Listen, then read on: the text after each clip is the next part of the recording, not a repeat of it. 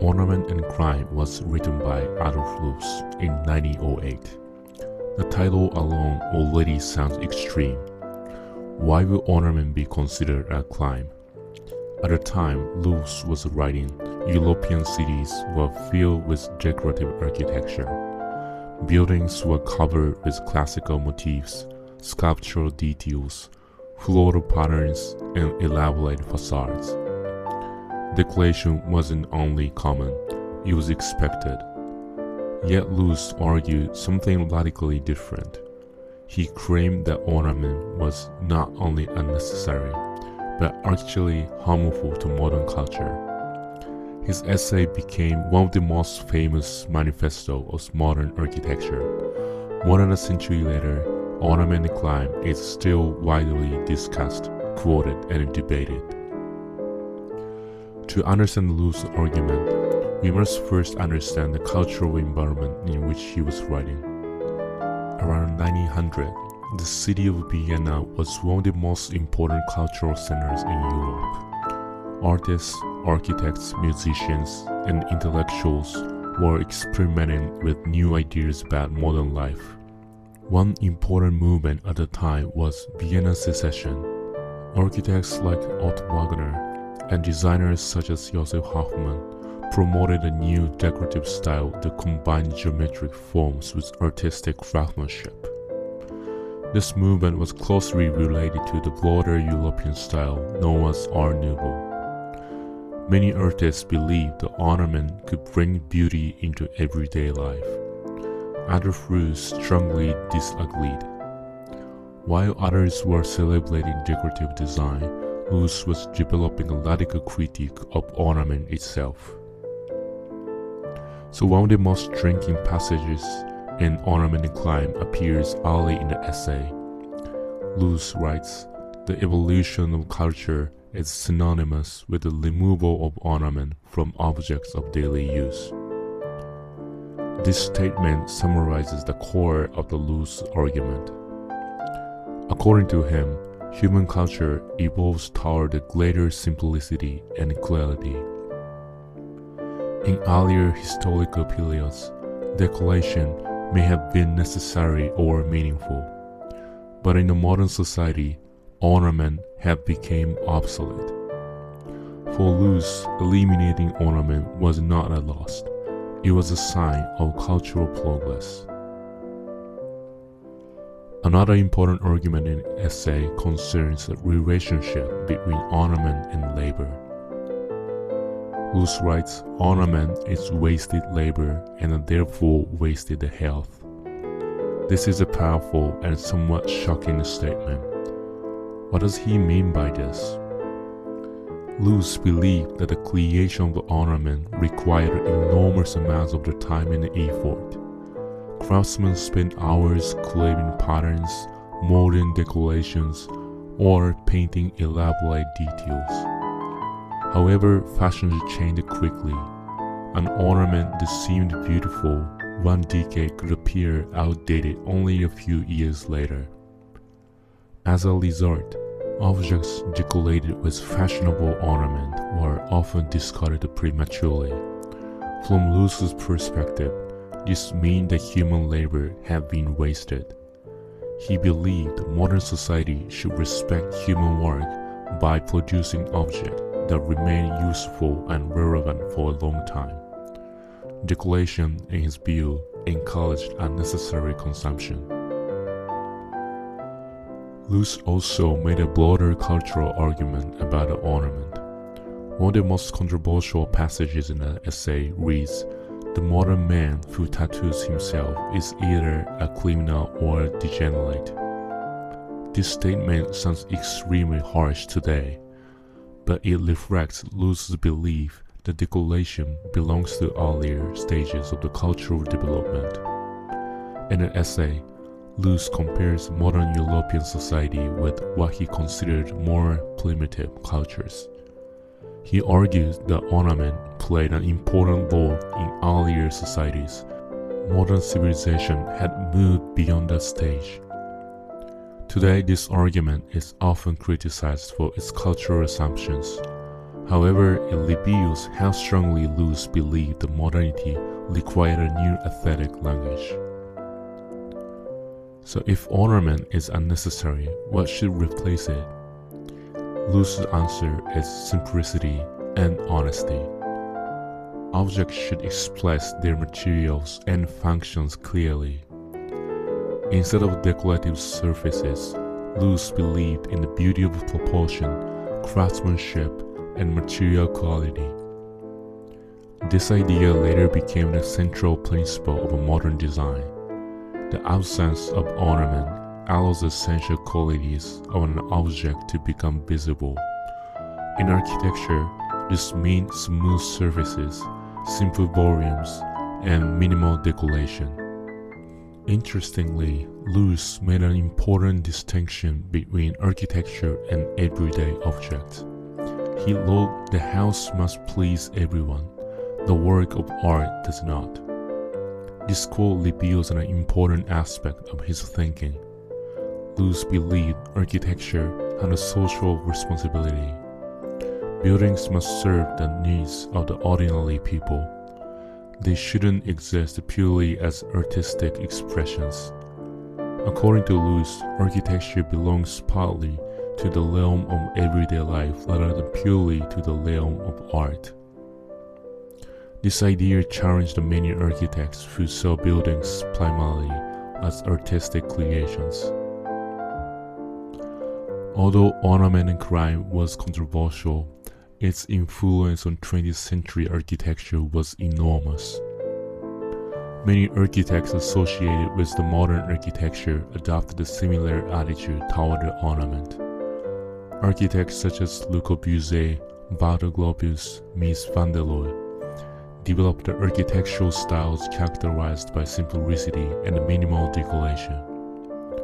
The modernist preference of the clean lines, smooth surfaces, and functional forms owes much to Loos' critique of the ornament. Even when these architects didn't directly follow Loos' theories, his ideas helped shape the intellectual climate of the modern architecture. Despite its influence, ornamental crime has also been widely criticized. Many critics argue that Loos misunderstood the role of ornament in the human culture. Decoration has always been an important form of artistic expression. It can communicate identity, tradition, and craftsmanship. One of the newspapers at the time reportedly mocked the Loos's completed buildings, describing their plain facades with neatly aligned windows as manhole covers. Perhaps because he was troubled by this lack of understanding, Loos suffered from nervous stomach pain for a long time. Throughout this book, he repeatedly writes about how his architecture was not accepted. Nevertheless, Loos's stance remained consistent. By the late 20th century, many architects began to question the strict anti-ornamental ideology that had developed after the Loos. One of the most famous critics was Robert Venturi. In his influential book Complexity and Contradiction in Architecture, Venturi argued that architecture should embrace richness, ambiguity, and symbolism. And later, in Learning from Las Vegas, Venturi and his collaborators even defended the decorative signage of commercial architecture. For Venturi, ornament could communicate meaning and identity. Architecture did not need to eliminate decoration in order to be modern. Instead, it could use decoration in intelligent and ironic ways. This debate reflects one of the central tensions in architectural history. On one side is the modernist belief in purity, clarity, and minimalism. On the other side is the belief that architecture should embrace complexity, symbolism, and visual richness. Even today, architects continue to negotiate between these two positions. So today, many scholars interpret ornament and crime less as a literal prohibition of decoration and more as critic of superficial design. Loos wasn't simply attacking the ornament. He was criticizing design that prioritizes appearance over meaning. His essay challenges architects and designers to ask important questions. What is the true purpose of the design? How should objects relate to the human life?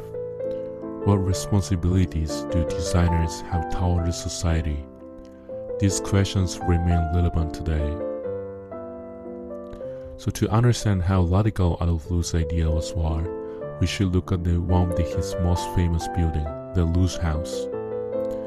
The building was completed in 1911 in the center of Vienna, directly across from the Imperial Palace, the Hofburg Palace.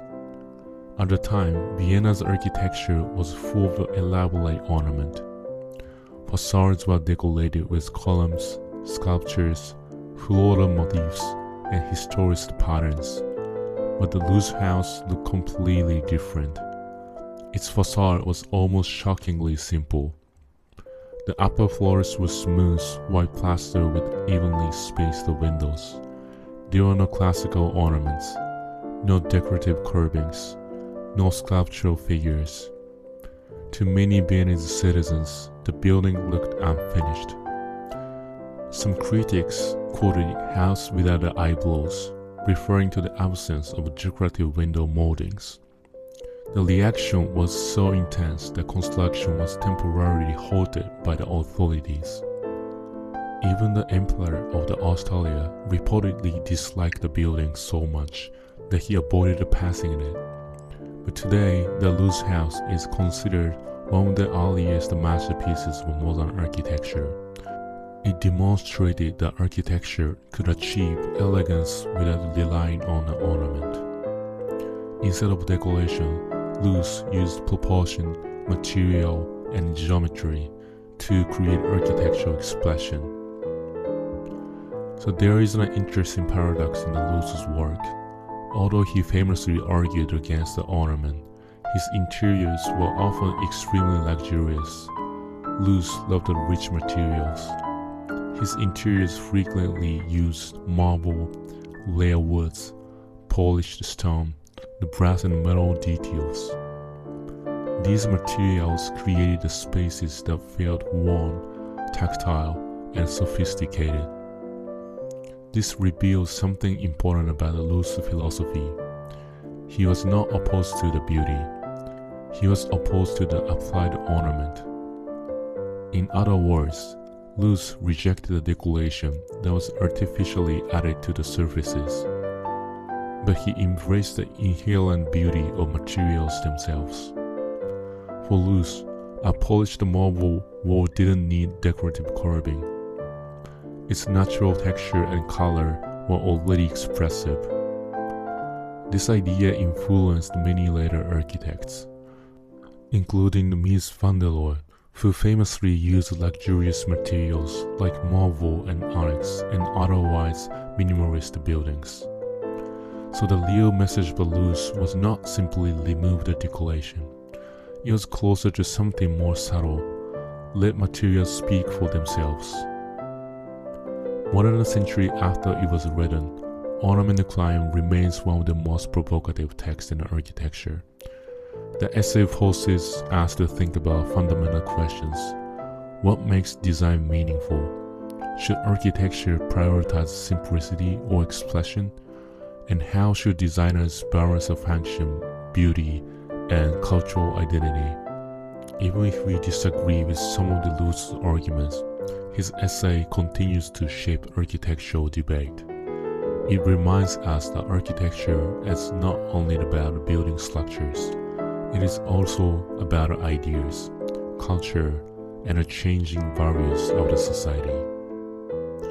This book reveals to us the conviction of an architect who steadfastly adhered to his own vision of the architecture. In an era when building permits were often denied due to the lack of ornamentation, maintaining such a radical stance against decoration carries significant risks. However, it was precisely his persistence in holding onto the vision that will give rise to the modern architecture. Even when refusing to pander to the time, his stance of maintaining his own philosophy and convictions serves as a powerful example for future architects. Thank you for watching, and hope this summary helps you and you will have the opportunity to read the actual text and learn more about it.